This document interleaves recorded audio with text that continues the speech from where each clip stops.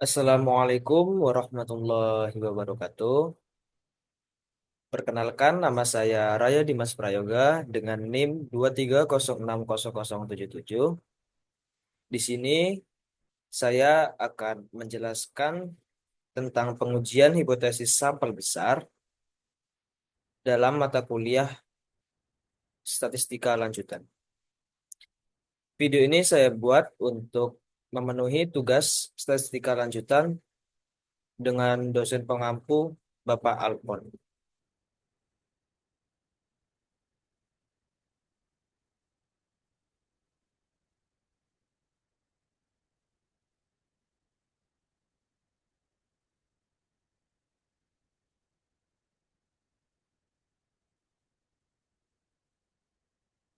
Bab 13, pengujian hipotesis sampel besar. Pada bab kali ini terdapat 6 subbab yang akan kita pelajari. Yang pertama ada pengertian teori dan kegunaan pendugaan.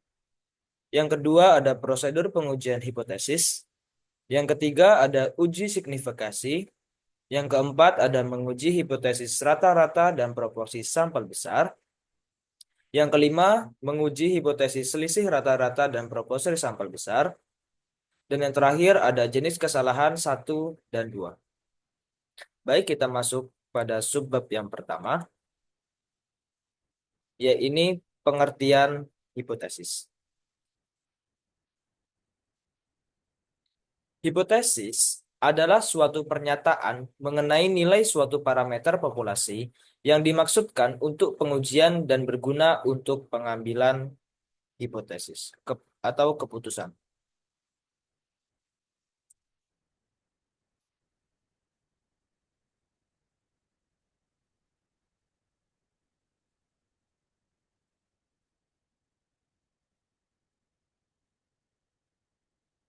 Ada beberapa contoh hipotesis atau pernyataan yang dibuat untuk menggambarkan suatu parameter.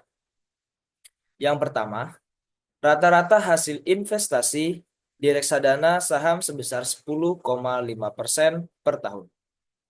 Yang kedua, rata-rata produksi TV di PT LG Elektronik pada tahun 2007 mencapai 90.000 unit per bulan. Yang ketiga, rata-rata laju penurunan jumlah penduduk miskin Indonesia per tahun sebesar 0,8%.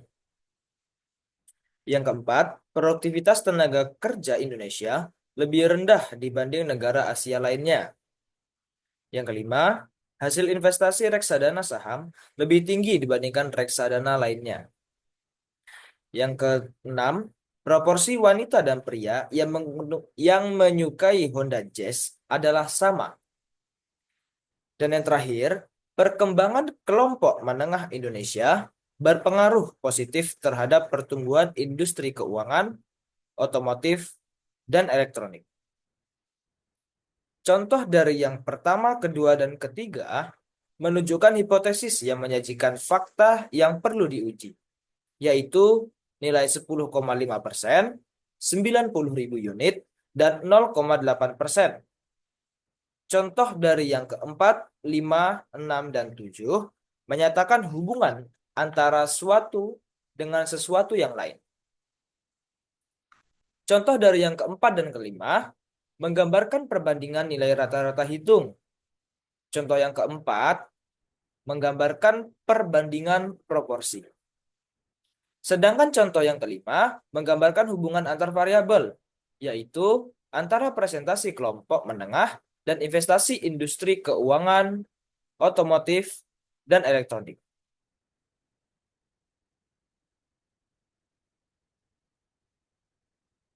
Untuk melakukan pengujian hipotesis tersebut dilakukan dengan mengambil sampel dari populasi. Cara ini lebih mudah dibandingkan dengan menghitung seluruh anggota populasi. Setelah mendapatkan hasil statistik dari sampel, maka hasil tersebut dapat digunakan untuk menguji pernyataan populasi. Apakah bukti empiris dari sampel mendukung atau menolak pernyataan mengenai populasi? Seluruh proses tersebut dikenal dengan pengujian hipotesis. Pengujian hipotesis didefinisikan sebagai yang tertera pada layar tersebut. Next, kita masuk ke prosedur pengujian hipotesis. Pengujian hipotesis dimaksudkan untuk memutuskan apakah akan menerima atau menolak hipotesis berdasarkan data yang diperoleh dari sampel. Pengujian statistik, baik menerima atau menolak, tidak dimaksudkan untuk membuktikan bahwa sesuatu benar secara absolut. Tapi, pengujian statistik memberikan bukti yang cukup. Untuk menerima atau menolak suatu hipotesis, terdapat suatu prosedur terdiri dari 5 langkah. Yang pertama, merumuskan hipotesis. Hipotesis H0 dan hipotesis alternatif H1. Langkah yang kedua, menentukan taraf nyata atau probabilitas menolak hipotesis. Langkah yang ketiga, menentukan uji statistik seperti alat uji statistik, uji Z, T, F, X kuadrat, dan lain-lain. Langkah yang keempat, menentukan daerah keputusan. Daerah di mana hipotesis 0 diterima ataupun ditolak. Langkah yang kelima adalah mengambil keputusan.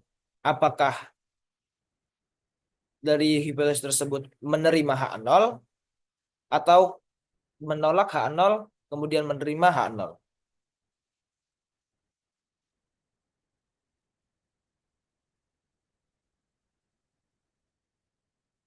Next, merumuskan hipotesis. Apa sih hipotesis 0 itu? Hipotesis 0 adalah suatu pernyataan mengenai nilai parameter populasi. Hipotesis 0 dilambangkan dengan H0 dan diformulasikan untuk ditolak atau tidak ditolak sesudah pengujian. Dalam hipotesis 0, selalu ada implikasi tidak ada beda. Dan dalam perumusan bahasannya, dinyatakan dengan tidak berbeda antara bla bla bla dengan bla bla bla. Atau dinyatakan dalam bentuk bla bla bla tidak mengaruhi bla bla bla. Atau juga bla bla bla sama dengan bla bla bla. Sebagai contoh, pernyataan hipotesis 0 atau H0 adalah sebagai berikut ini yang saya bacakan. Rata-rata hasil investasi reksadana saham tidak berbeda secara nyata dari 10,5% atau rata-rata hasil investasi reksadana saham sama dengan 10,5%. Hipotesis 0 dilambangkan sebagai H0 itu adalah new sama dengan 10,5%. Next, kita ada hipotesis alternatif. Hipotesis alternatif merupakan suatu pernyataan yang diterima jika data sampel memberikan cukup bukti bahwa hipotesis 0 adalah salah. Hipotesis alternatif sebagai lawan hipotesis 0 mempunyai tanda yang berbeda. Apabila tanda hipotesis 0 selalu sama dengan, maka hipotesis alternatif mempunyai tanda tidak pernah sama dengan, seperti tidak sama dengan. Lebih besar atau lebih besar sama dengan, atau lebih kecil sama dengan. Dari contoh hipotesis 0, apabila dibuat hipotesis alternatifnya adalah seperti ini. Rata-rata hasil investasi reksadana saham tidak sama dengan 10,5%.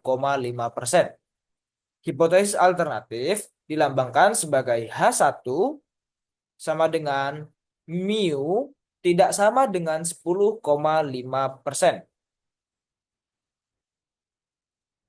Next.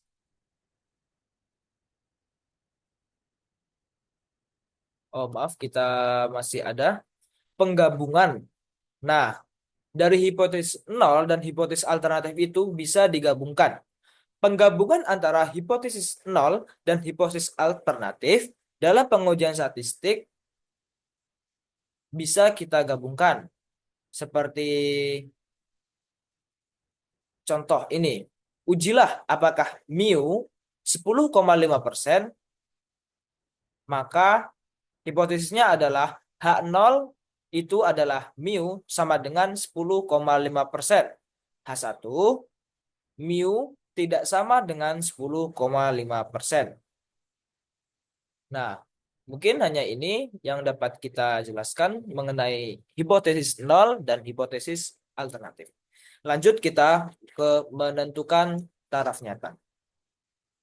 Setelah merumuskan hipotesis nol dan hipotesis alternatif, maka langkah selanjutnya adalah menentukan taraf nyata atau nilai kritis. Ada juga yang menyebut tingkat resiko yang dapat didefinisikan sebagai berikut ini yang terdapat di dalam layar. Taraf nyata merupakan probabilitas menolak hipotesis nol apabila hipotesis nol tersebut adalah benar. Taraf nyata adalah nilai krisis yang digunakan sebagai dasar untuk menerima atau menolak hipotesis nol. Taraf nyata dilambangkan dengan alfa, di mana alfa sama dengan 1 kurang C.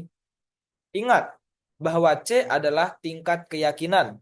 Apabila C sama dengan 0,95, maka alfa sama dengan 1 dikurang 0,95 sama dengan 0,5.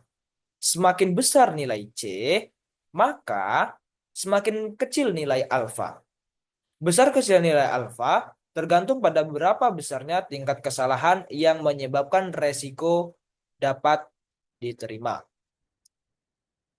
Semakin besar tingkat keyakinan C dan semakin kecil taraf nyata alfa, maka akan semakin baik. Kebiasaan umum yang dipakai untuk dunia kedokteran dan teknik adalah taraf nyata alfa 1% atau tingkat keyakinan 99%. Sedangkan untuk pertanian dan ekonomi, taraf nyatanya adalah 5%. Serta ilmu-ilmu sosial itu adalah 10%. Namun, sangat dimungkinkan untuk membuat taraf nyata lain sesuai dengan tujuan penelitian. Next, kita masuk ke menentukan uji statistik. Daerah keputusan merupakan pernyataan mengenai kondisi di mana hipotesis nol ditolak atau diterima. Untuk menentukan daerah keputusan, didasarkan pada uji statistik, apabila uji statistik Z, maka daerah keputusan juga menggunakan nilai Z yang diperoleh dari taraf nyata. Nilai Z yang diperoleh dari taraf nyata disebut nilai krisis. Bagaimana sih mencari nilai krisis? Misalkan, taraf nyata ditentukan 5%. Dengan menggunakan distribusi normal, kita dapatkan nilai Z.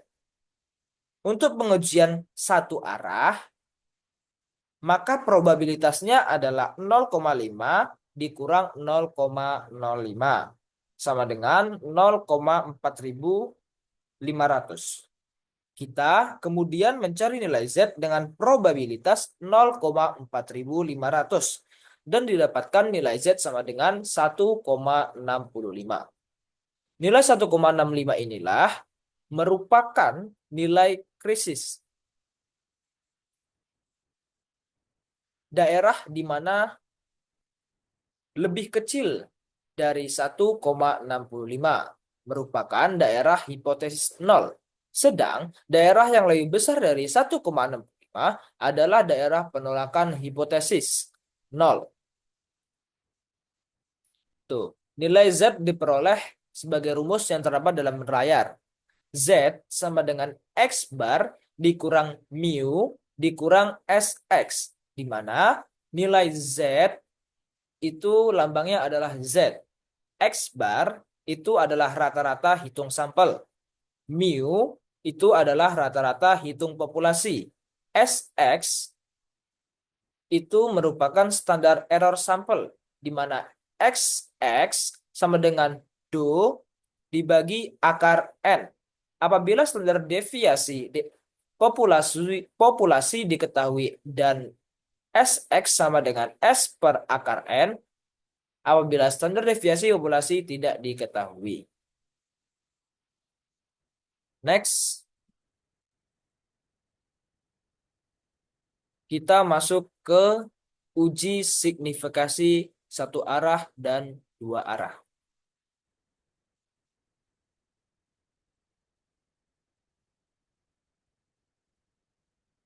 Dapat kita lihat pada layar tersebut daerah keputusan uji satu arah. Nah, 1,65 itu adalah batas dari tabel hitung. Nah, maka kita hanya akan menghitung dari satu arah saja. Dari batas itu ada daerah penolakan H0 dan ada juga daerah tidak menolak H0 atau H1 diterima. Itu adalah probabilitas dari 0,95, probabilitas 0,5.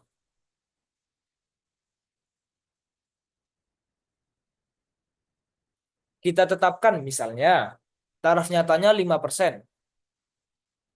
Apabila uji dua arah, maka tarafnya tersebut dibagi menjadi dua, menjadi daerah yang sama besar. Seperti gambar di bawah yang kedua. Nilai alfa sama dengan 0,05 dan untuk dua arah, alfa dibagi dua karena untuk dua arah sama dengan 0,05 dibagi 2 sama dengan 0,025. Setelah menentukan nilai alfa per 2, bisa dicari nilai Z dengan probabilitas sama dengan 0,5 dikurang 0,025 sama dengan 0,4750. Nilai probabilitas ini dengan menggunakan tabel distribusi normal didapatkan nilai Z sebesar 1,96. Dengan ditemukannya nilai Z untuk uji dua arah, maka daerah hipotesis 0 berada pada interval minus 1,96 sampai 1,96. Itu adalah batasnya. Nilai yang lebih kecil dari minus 1,96 atau lebih besar dari 1,96 merupakan daerah penolakan hipotesis 0. Jadi, kalau hitungan kita lebih dari 1,96 atau kurang dari 96, minus 96, maka itu adalah H0 ditolak. Apabila kurang dari itu, maka daerah itu merupakan daerah yang tidak menolak H0 atau H1 diterima.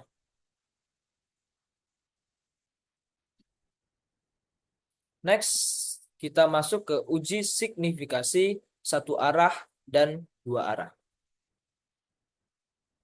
Langkah yang kelima adalah mengambil keputusan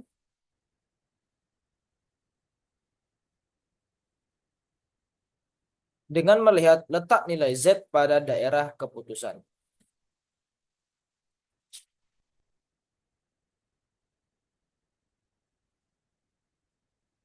Maaf. Nah,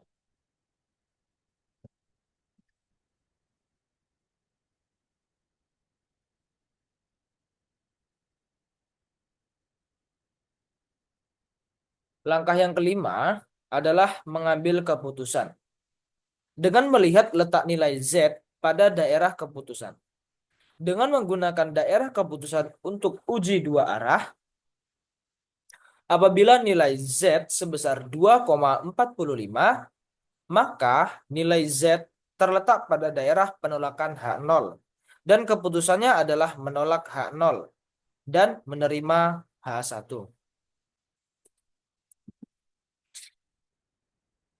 Kita masuk pada uji signifikasi satu arah dan dua arah. Pada langkah keempat, dari prosedur pengujian hipotesis sudah disinggung pengujian satu arah dan dua arah. Pengujian satu arah adalah daerah penolakan H0, hanya satu, yaitu terletak di ekor sebelah kanan saja atau ekor sebelah kiri saja.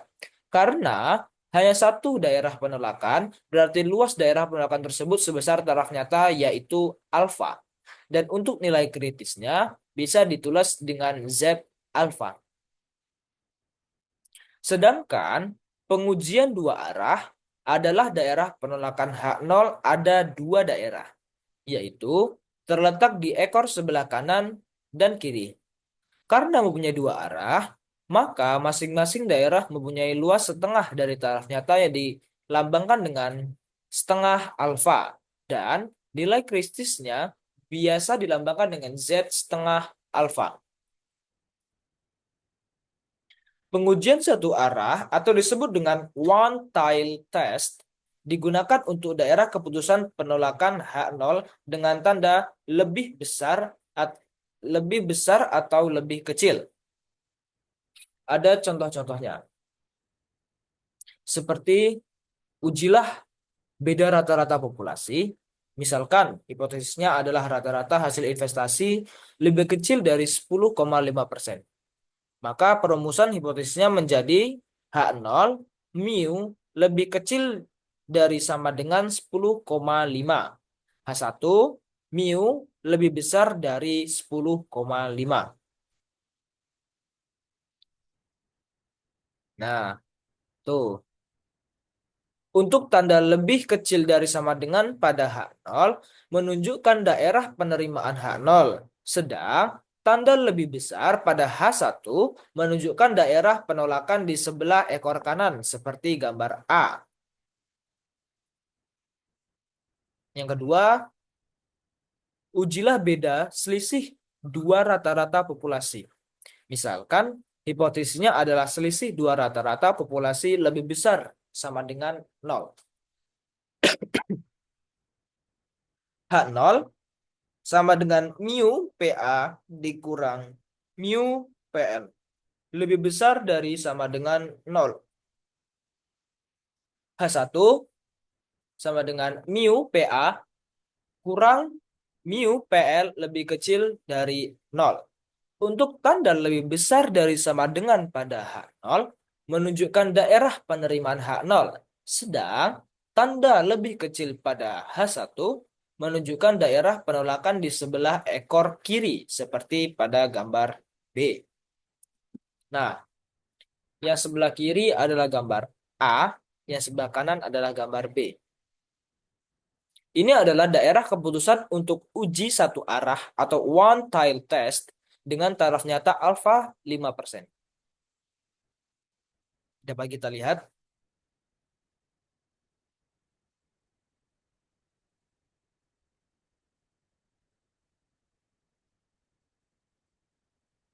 pada gambar A, daerah penolakan H0 ada di sebelah kanan untuk tanda lebih kecil sama dengan. Sedangkan pada gambar B, daerah penolakan H0 ada di sebelah kiri untuk tanda lebih besar sama dengan. Nilai Z alfa sama dengan 0,05 adalah 1,65. Pada gambar A, apabila uji statistik mempunyai nilai di bawah 1,65, maka H0 diterima atau tidak cukup bukti untuk menolak H0. Pada gambar B, apabila uji statistik mempunyai nilai lebih besar dari minus 1,65, maka H0 juga diterima atau tidak cukup bukti untuk menolak dari H0 tersebut. Kita masuk ke pengujian dua arah.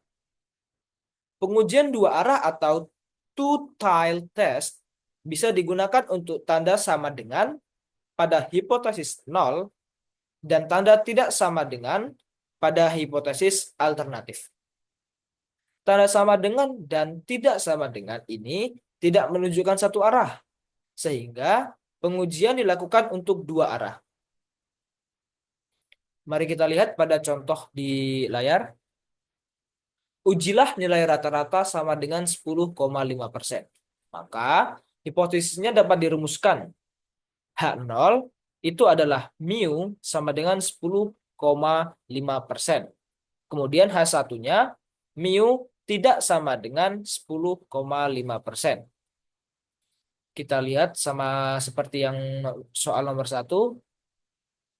Ujilah nilai koefisien untuk B sama dengan 0. Maka hipotesanya dirumuskan sebagai berikut. Kita lihat pada soal.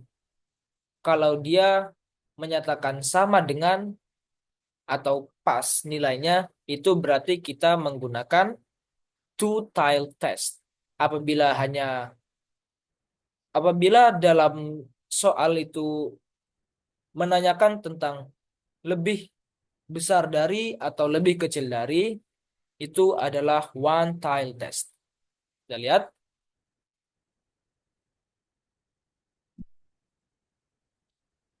Dengan menggambarkan taraf nyata alfa sama dengan 0,05, dan karena daerah penolakan H0 ada 2, maka masing-masing daerah mempunyai luas alfa dibagi 2 sama dengan 0,05 per 2 sama dengan 0,025. Luas daerah alfa bagi 2 sama dengan 0,025 untuk penolakan H0. Maka luas daerah penerimaan H0 sama dengan 0,5 dikurang 0,025 sama dengan 0,4750. Nilai Z dengan probabilitas 0,4750 adalah 1,96. Nilai ini dapat kita lihat pada tabel hitung. Perlu kita ingat bahwa luas di bawah kurva normal adalah 1. Oleh karena itu, taraf nyata 0,05 dan ada 2 daerah penolakan. Maka luas masing-masing adalah 0,025. Sehingga luas total menjadi 1 sama dengan 0,95 ditambah 0,025 ditambah 0,025. Kurva normal juga bersifat simetris. Apabila dibagi menjadi 2 bagian, maka luas masing-masing akan sama 0,5. Apabila luas daerah penolakan pada ujung kanan dan kiri adalah 0,025, maka luas daerah penerimaan H0 adalah 0,4750 yang diperoleh dari 0,5 dikurang 0,025. Dengan menggunakan tabel luas di bawah kurva normal, maka nilai Z pada probabilitas 0,4750 dan ditemukan nilai kritis 1,96. Apabila nilai Z dari uji statistik menghasilkan nilai antara minus 1,96 dan 1,96, maka dapat disimpulkan bahwa H0 diterima atau tidak cukup bukti untuk menolak H0. Sedangkan apabila nilai Z dari uji statistik lebih kecil dari minus 1,96 atau lebih besar dari 1,96, maka H0 ditolak dan H1 diterima. Next. Kita masuk pada menguji hipotesis rata-rata dan proporsi sampel.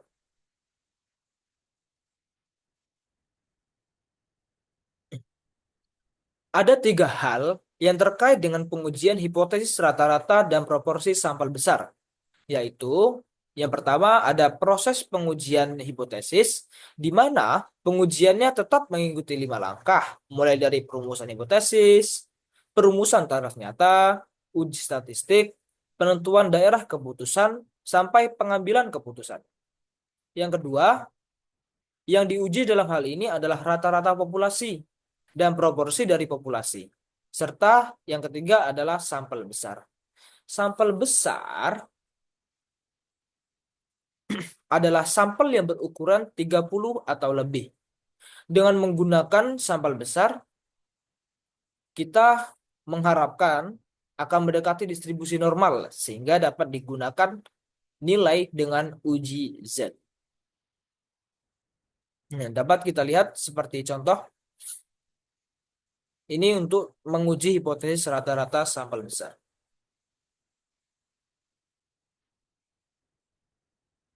Perusahaan reksadana menyatakan bahwa hasil investasi reksadana saham sepanjang 2014 rata-rata mencapai 10,5%.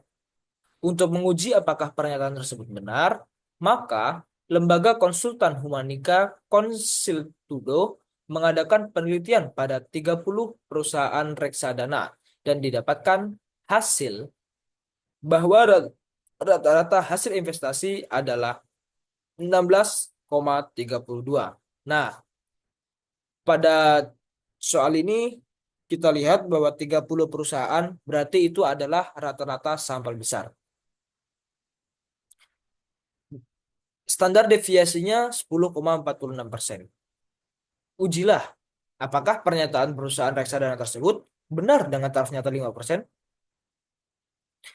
Kita lakukan dengan langkah yang pertama, yakni merumuskan hipotesis. Hipotesis yang menyatakan bahwa rata-rata hasil investasi sama dengan 10,5%. Ini merupakan hipotesis nol, dan hipotesis alternatifnya adalah rata-rata hasil investasi tidak sama dengan 10,5%. Hipotesis tersebut dapat dirumuskan sebagai berikut ini. H0 mu sama dengan 10,5%. H1 mu sama dengan 10,5%.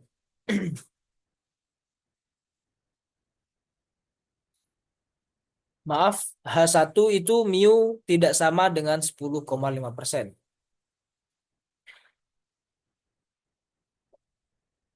Apabila kita nampak tadi seperti tadi ada sama dengan dan tidak sama dengan, berarti kita menggunakan pengujian dua arah atau two tile test. Kita masuk ke langkah yang kedua, menentukan taraf nyata.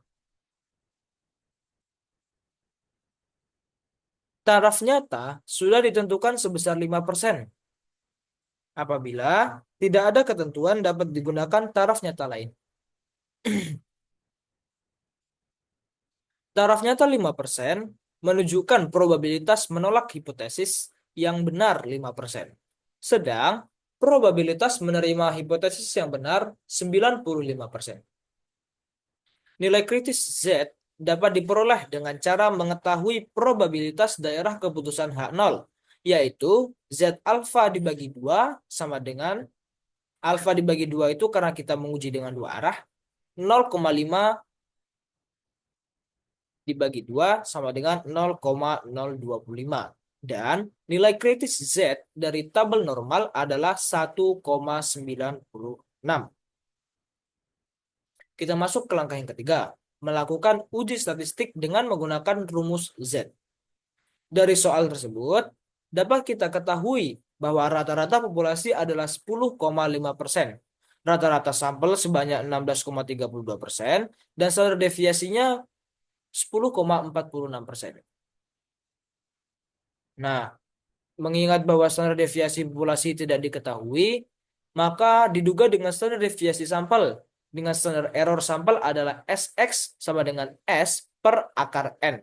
Sehingga nilai Z adalah Z sama dengan X dikurang mu per Sx sama dengan X kurang mu sama dengan S per akar N. Nah, kita masukkan nilainya tadi X atau rata-rata sampel sebanyak 16,32% dikurang mu.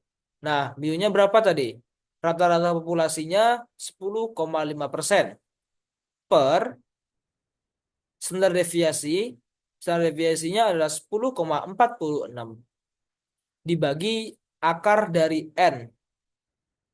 Nah, tadi kan yang sampel yang kita hitung kan ada 30. Berarti akar dari 30 sama dengan hasilnya adalah 5,82 per 1,9 sama dengan 3,06. Langkah yang keempat adalah menentukan daerah keputusan dengan nilai kritis Z sama dengan 1,96.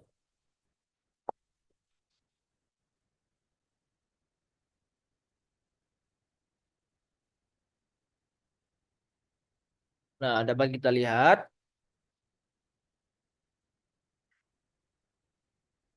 hasilnya tadi adalah Z sama dengan 5,11. Berarti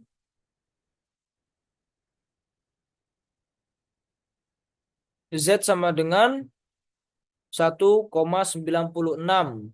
Dan hasil yang kita hitung tadi 3,06. Berarti dia menolak dari H0 karena batas tabelnya adalah 1,96 dan minus 1,96. Berarti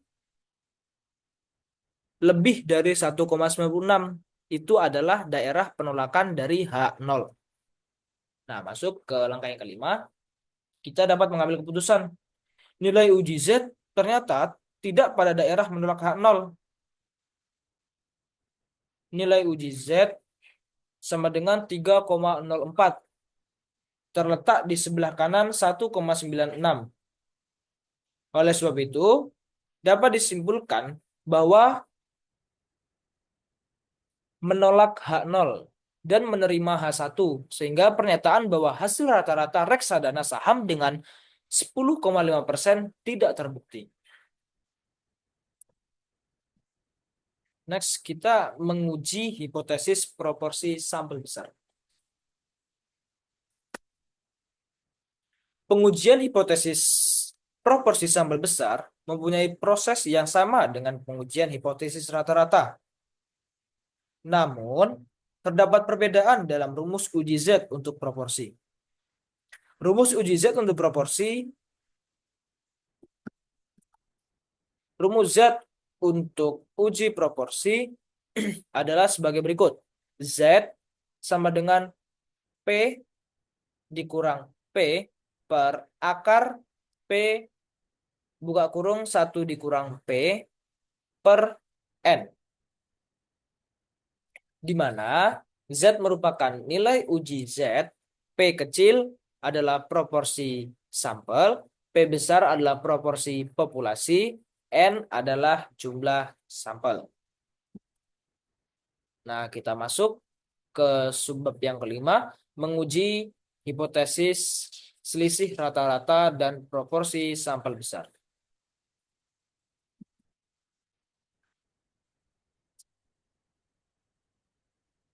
Menguji hipotesis selisih rata-rata dan populasi sampel besar dimaksudkan untuk menetapkan apakah dua rata-rata hitung atau proporsi dua populasi sama atau tidak.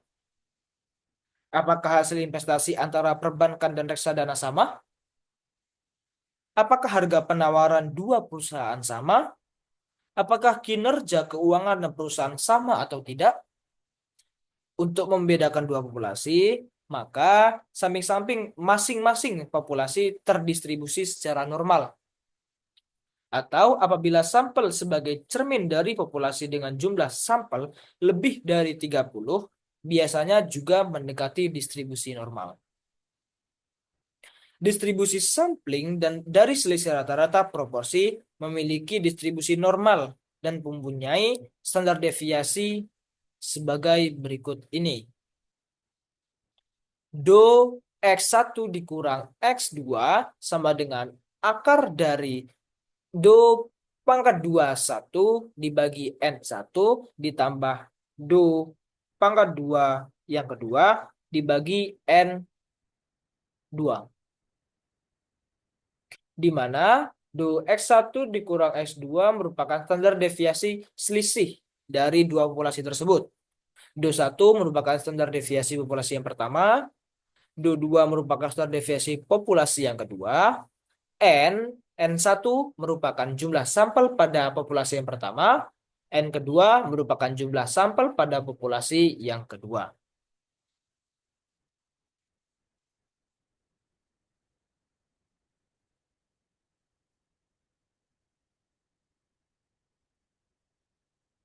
Kita masuk ke rumus nilai uji statistik Z. Sedangkan nilai uji Z statistik dirumuskan sebagai berikut ini. Z sama dengan X bar 1 dikurang X bar 2. Kemudian mu 1 dikurang mu2 per S X1 dikurang X2. Di mana Z merupakan nilai uji statistik, X bar 1 dikurang X bar 2 merupakan selisih dari dua rata-rata hitung sampel 1 dan sampel 2. Mu 1 dan mu 2 merupakan selisih dari dua rata-rata hitung populasi 1 sama populasi 2. Dan yang terakhir adalah X1 dikurang X2 merupakan standar deviasi selisih dari dua populasi.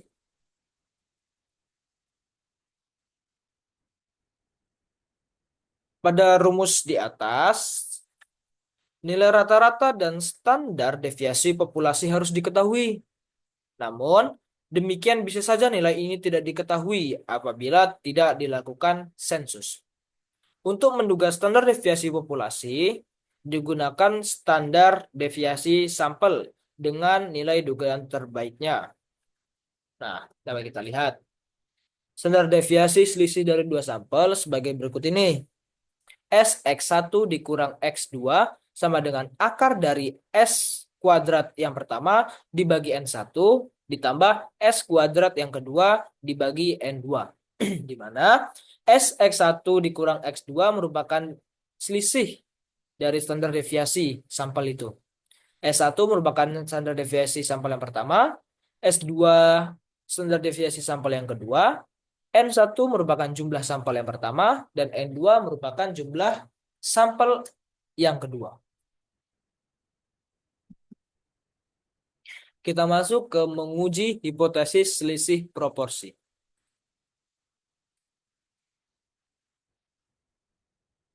Untuk standar deviasi proporsi populasi dapat kita rumuskan dengan S P1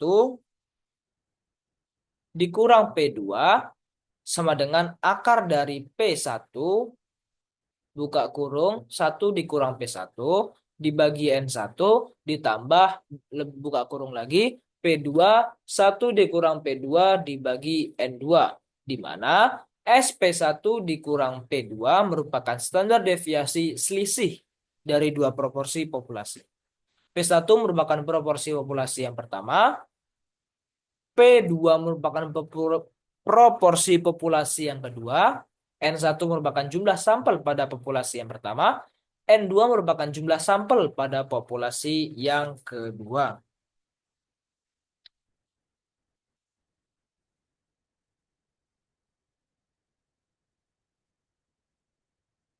Next, kita masuk ke menguji hipotesis selisih proporsi sampel besar.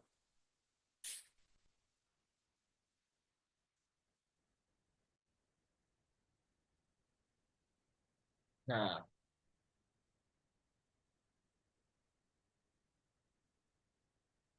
sedangkan nilai uji statistik Z dapat kita rumuskan sebagai berikut ini. Z sama dengan P1 dikurang P2, kemudian P1 dikurang P2, per SP1 dikurang P2. Di mana Z merupakan nilai uji statistik selisih dua proporsi populasi. P1 dikurang P2 merupakan selisih dua proporsi sampel 1 dan sampel 2. P1 kurang P2 sama seperti tadi. Kemudian SP kecil 1 dikurang P2 merupakan standar deviasi selisih dua proporsi populasi. Untuk menduga standar deviasi, apabila standar deviasi populasi tidak diketahui, dapat digunakan standar deviasi sampel sebagai nilai dugaan terbaiknya. Nah, mari kita lihat pada rumus tersebut, S P1 dikurang P2 sama dengan akar dari P1 dikurang P per N1 dikurang 1 ditambah P1 dikurang P per N2 kurang 1. Di mana P sama dengan X1 ditambah X2 dibagi N1 ditambah N2. X1 dan X2 adalah kejadian sukses pada sampel 1 dan 2. Nah, kita lihat pada contoh uji satu arah selisih proporsi. Tidak bisa dipungkiri kehadiran media sosial seperti Facebook, Twitter, Google+, LinkedIn, Pinterest, Instagram, dan lainnya dalam beberapa tahun terakhir ini telah mengubah pola hidup masyarakat. Meski perubahan tersebut juga berbeda-beda, bergantung pada geografi, budaya, kondisi ekonomi masing-masing. Di samping berbagai perannya tersebut, yang semakin digemari masyarakat, media sosial juga menjadi masalah baru di tengah masyarakat. Para sosiolog menyebut media sosial sebagai pisau bermata dua yang memiliki sisi positif sekaligus dampak negatif. Salah satu dampak buruknya adalah meningkatnya kejahatan dunia nyata atau cybercrime di media sosial. Untuk mengetahui seberapa besar kejahatan dunia maya, maka dilakukan survei terhadap remaja dan orang dewasa pengguna media sosial. Dari 350 responden remaja, sebanyak 150 orang menyatakan pernah menjadi korban kejahatan dunia maya. Sedangkan dari 400 responden orang dewasa, sebanyak 205 orang menyatakan pernah menjadi korban kejahatan dunia maya. Dengan taraf nyata 5%, ujilah apakah proporsi remaja dan dewasa sama dalam mengalami kejahatan dunia maya.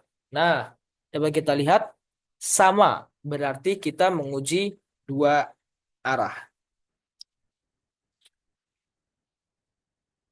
Next, kita melakukan seperti ada 5 langkah seperti yang tadi. Langkah pertama merupakan merumuskan hipotesis. Kita akan menguji pernyataan bahwa proporsi remaja atau P1 sama dengan proporsi dewasa P2 yang mengalami kejahatan dunia maya. Hipotesis tersebut dapat dirumuskan sebagai berikut. H0 P1 dikurang P2 sama dengan 0. H1 P1 dikurang P2 tidak sama dengan 5. Masuk langkah yang kedua, menentukan taraf nyata. Taraf nyata sudah ditentukan sebesar 5%. Nilai kritis Z dapat diperoleh dengan cara mengetahui probabilitas daerah keputusan. H0 yaitu Z alfa per 2 sama dengan 0,5 dikurang 0,05 per 2. Kenapa per 2? Karena kita menguji dua arah. Sama dengan 0,4750. Dan nilai kritis Z dari tabel normal adalah 1,96. Tabel normal tersebut dapat kita lihat pada tabel-tabel. Next, kita masuk ke langkah yang ketiga, melakukan uji statistik dengan menggunakan rumus Z untuk selisih dua proporsi sampel. Diketahui, X1 sama dengan 150, N1 sama dengan 350, P1 sama dengan 150 dibagi 350 berarti 0,43%, 0,43. Yang X2 205 dikurang N2 sama dengan 400. P2 sama dengan 205 dibagi 400 sama dengan 0,51. P1 dikurang P2 sama dengan 0,43 dikurang 0,51 sama dengan minus 0,07. P sama dengan X1 ditambah X2, N1 ditambah N2 sama dengan 150 ditambah 205 dibagi 350 ditambah 400 sama dengan 0,473.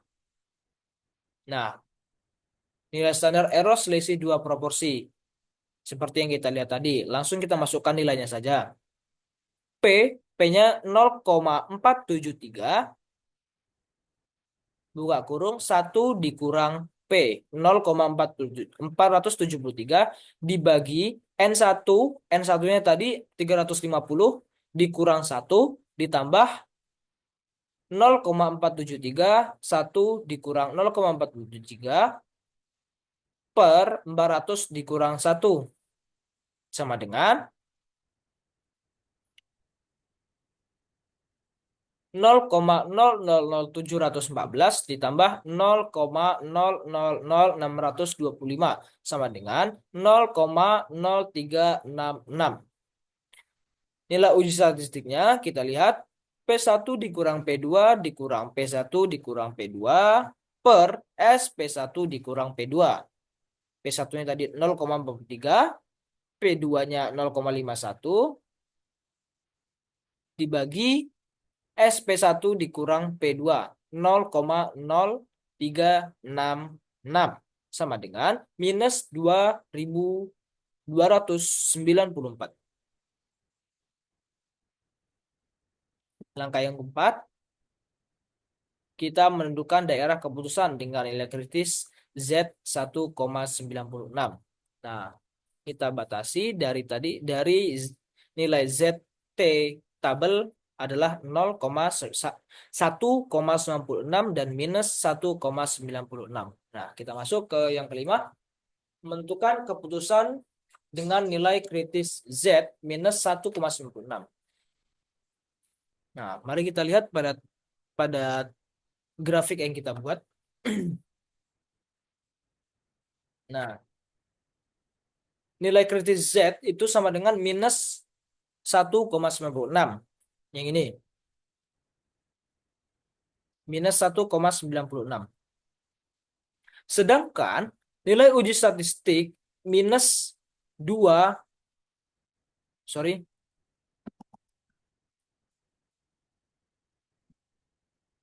nilai uji statistik itu adalah minus 2,29. Berada di daerah penolakan H0, di luar H0, di luar batas dari minus 1,96.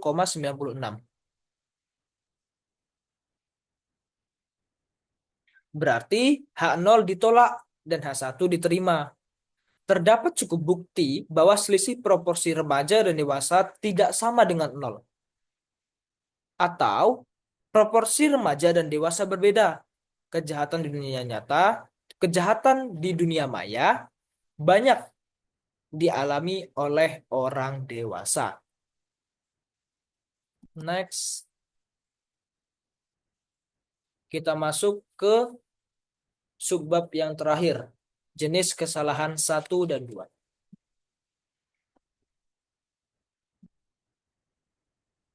Nah, kesalahan jenis 1 adalah apabila keputusan menolak H0 padahal seharusnya H0 benar. Kesalahan jenis yang kedua apabila keputusan menerima H0 padahal harusnya H0 salah. Nah, ada situasi atau keputusan di mana terima H0, keputusan yang tepatnya itu 1 dikurang A, kesalahan jenis 2-nya itu beta. Situasi keputusan tolak H0, kesalahan jenisnya adalah 1 dikali A, keputusannya benar itu adalah 1 dikurang beta.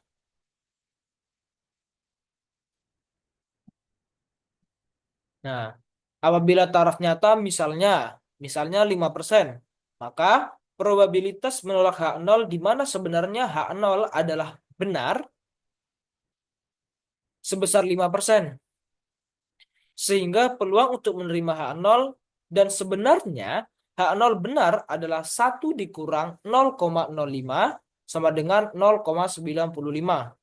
Jadi, semakin kecil nilai alfa, maka probabilitas untuk menerima H0 dan sebenarnya H0 dapat menjadi semakin besar. Untuk taraf nyata alfa, besarnya bergantung pada peneliti. Namun, yang biasa digunakan adalah 0 dikurang 1, 0,1, 0,5, dan 0,01. Baik, mungkin hanya ini yang dapat saya jelaskan pada bab kali ini. Kurang lebihnya saya mohon maaf yang sebesar-besarnya. Saya Raya Dimas Prayoga, izin undur diri. Wassalamualaikum warahmatullahi wabarakatuh.